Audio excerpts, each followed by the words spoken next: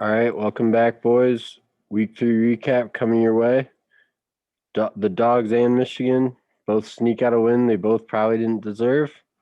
The Lions find yet another way to lose, and a whole bunch of fantasy action went down. So let's get into it. First game up on the slate, yours truly, the Texas size 10-4s, taking their first Kiffin Award of the season, taking down Pams, who ended up with the Lemp Award. Yet another fitting week for the name. So let's see how Texas size 10-4s did it. We faced some adversity early in the week. Christian McCaffrey going down with a hamstring injury on Thursday night, only getting 6 points. Looks like he'll be out for the rest of the week.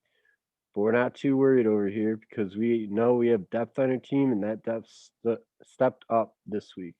First off, Stafford, big day, 35. Finally looking like the top quarterback I had hoped he would be coming into the year.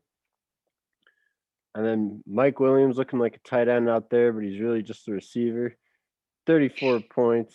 Big day for him as the Chargers took down the almighty Chiefs. And then we almost thought we lost Devontae Adams there for a sec too.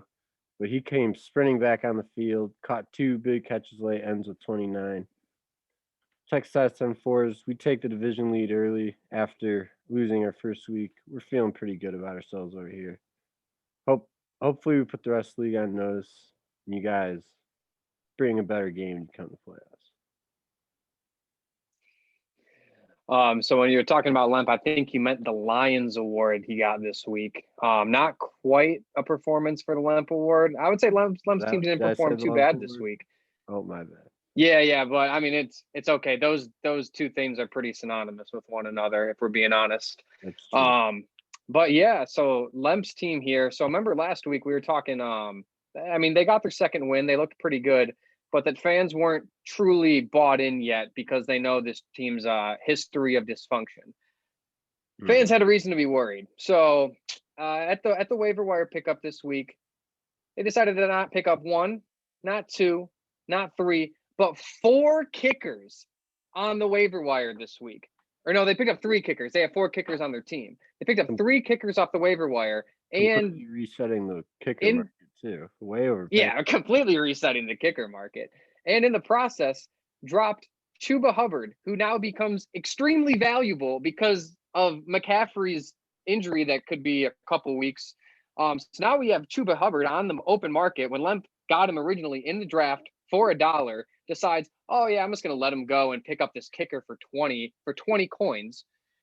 Now it's going to be a free race to see who gets Chuba Hubbard. I might just, cap myself out for a couple weeks just to spite this.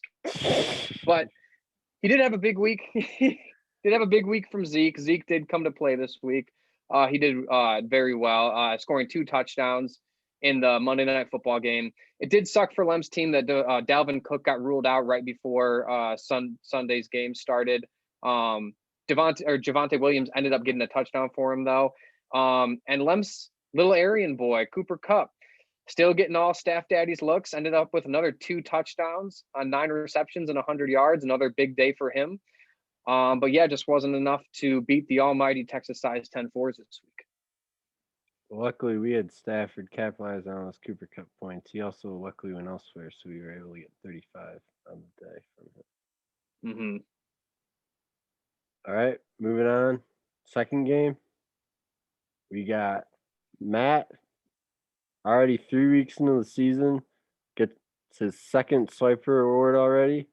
He's just out here stealing wins. We call Lemp the sneak master, but it's looking like Matt might be. He wins this one. This was a rematch of the title game last year too, so that's good victory to have in your pocket. And he becomes the first team in the league to have outright first place at 3-0. So we'll have to see if they're able to hold on to that. Kyler had 25, Derrick Henry had 22. Outside of that, a lot of average or even below average performances. But still able to get the win because the GOAT KD just did not show up this week as they needed to. Yeah, the GOAT KD, also known as team number 7, only had a couple people that really showed out this week. Alvin Kamara played pretty well, getting him a solid 22 points. Keenan Allen, also another spectacular game. You know that him and Justin Herbert just have an incredible connection out there in Los Angeles. But those seemed to be the only two playmaking performers he had. The Bills defense, though, looks legit. All right, they were playing Washington with Taylor Heineke and everything, but that defense looks really good to start the season. So big pickup there for Coop. But during the Sunday night game, he did have my boy Aaron Rodgers and Bob Tonyan going. Bob Tonyan going up against the 49ers, really bad matchup for him. Having to go against Fred Warner all game, probably the best middle linebacker in football. And the performance showed it. He only had one catch for 6 yards, which ultimately plummeted Coop to the Lemp Award for the week. And Suck It Tyler didn't play well either. 3.2. Tyler's probably happy he didn't have that waiver pickup now after those E10 blizzes. Probably not.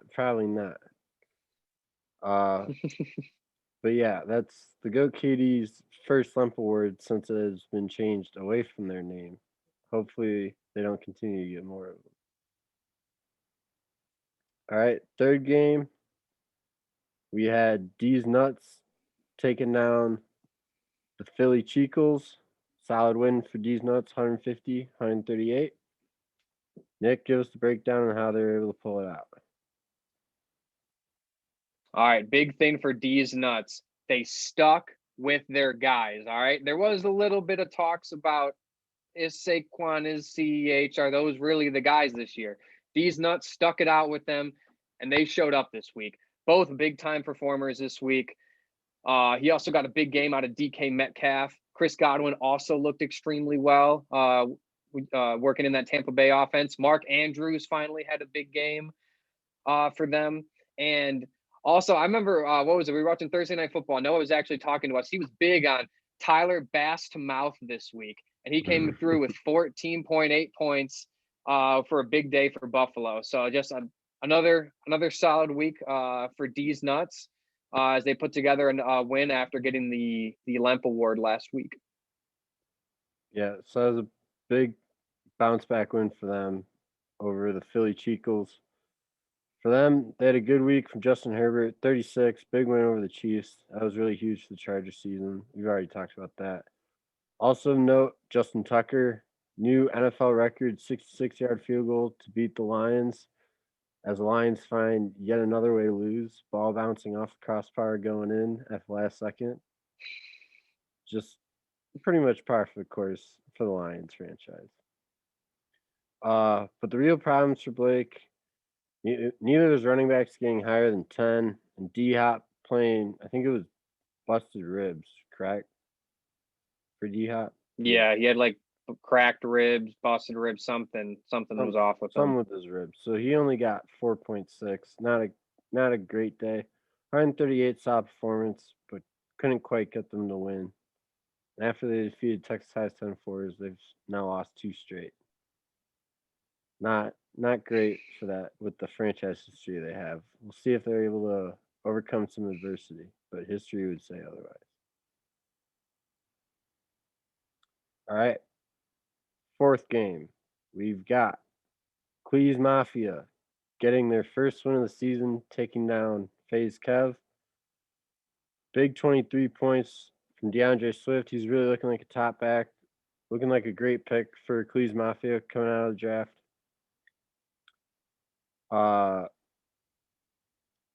AJ Brown, only 1 touch against the Colts. Not great, only 0.3. You'd like to see him get a little bit more. A couple other great, or I should say good, not great performances from his team left them tied going into Monday Night Football. But all Cleas Mafia needed was CD Lamb to outscore Greg Zuerlein, and that's what happened, and they take home their first dub. Tyler texted me he forgot how good it felt to get Venmoed $6. Well, now he feels that feeling again.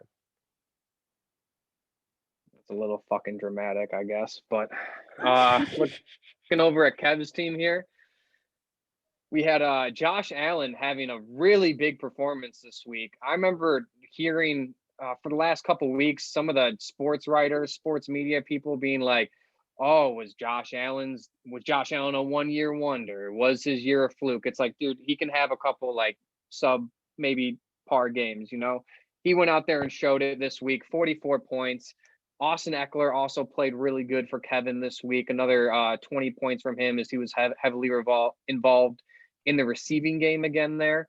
But aside from that, not a great week for Kev. He had those two big performers.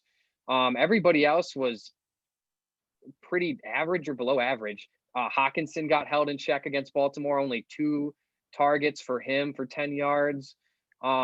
Yeah, just not a great rest of the week, for Kev. But he did get Josh Allen back on track. That's a good start to see at least the franchise quarterback is back to producing his notorious 40-point games that he was dropping all last year. So now FaZe Cav, they fall 0-3 after going in the lake last year. We'll have to see if they're able to climb their way out. It's not looking good for them so far. All right, and then fifth game, and last but not least, we have Leeroy Jenkins, solid 168 points, taking down the Cleveland Steamers. Tom Brady looking ageless. Big day with 38 points. Still not able to score his own age because that's just how old he is. But still a great week. Great showing from the young guys on Leeroy Jenkins too. Rookie Najee Harris 24, sophomore Justin Jefferson 26. That's what you like to see with the dynasty format. And then a big day out of the big day out of Denver's defense, getting 24 over the Jets. Maybe that's going to be the move this year. Just play whatever defense is playing the Jets, and you're going to get a ton of points. Oh, yeah. Aaron Jones had a great game. They stopped giving him the ball at the end because they needed to move the ball quickly, and they started going to Devontae Adams, and that's how Texas 10-4s took home the Kiffin over them. But 168 points following a Kiffin award last week. That's a solid performance for Leeroy Jenkins. And Nick, your Cleveland Steamers were just not able to hold up, it seemed. No, man. First things we want to do, we want to congratulate Leeroy Jenkins. They kicked our ass this week, man. No two ways about it. We got our teeth kicked in this week. We're man enough to admit that. It was just one of those weeks, man. It was just one of those weeks where it just kind of felt like nothing was really, going our way. So between this league and the two other leagues that I'm in, I only had one touchdown in the starting lineup for all three leagues. All my touchdowns were on my benches this week. Just one of those weird weeks, man, where just things don't fall the way that you want them to. But we need to bounce back next week. We're going to go up against a team that's pretty desperate for a win. One positive from this week, though, is we did get to see team captain right there, Odell Beckham, back on the field. So it was just so great to see him back out there again after coming back from his ACL injury. Just great to see. But yeah, no, we just need to put this game behind us. Get back into the facility this week. Have a good week of practice, and move forward. Just one of those weeks, man. This is also the first time Leeroy Jenkins franchise has ever taken down Cleveland Steamers in For the Moms history. So is that something you guys are going to be able to get over? Yeah, we'll be able to get over that. It's all good. All right. Well, that does it for the final game this week. Now we'll look ahead to next week. Take a peek at the schedule. First up, we got Texas size 10-4s taking on Deeze Nuts. 2-1 teams, both tied for first in the East, looking to gain some separation on each other. Second up, we got the Philly Cheekles looking to rebound off a 2-game losing streak, taking on the GOAT KD, who just had a terrible collapse in getting the Lemp Award this week. See which team is able to crawl back to 500 in that one. Third, we got still winless FaZe Kev taking on Cleveland Steamers, suffering their second loss. Nick, do you think your team's going to be able to bounce back against winless FaZe Kev next week? We're gonna need to, man. We know they're desperate for a win. They're gonna be scratching and clawing the whole game, so we know we're gonna be in for a battle. All right. And then Cleas Mafia 1 and 2 just got their first win of the season, taking on Francy Feast, fresh off their second swipe award, sitting at 3 and 0, looking to hold on to that early success and early luck, as some would say, and get back in the title game and win it this year. Cleas Mafia, they're gonna have to handle some success now that they've won a game. We'll see how that goes for them. And then last but not least, we got Pams 2-1 taking on Leeroy Jenkins 2-1. Big intra-divisional game there. See which team's able to come out on top. Really looking forward to this game. Really looking forward to So this this game. one, any particular reason? I just want to see how it shakes out, you know. See if the campaigns are you know, if it was all noise. Yeah, we'll have to see. That'd be a big win for them if they got it.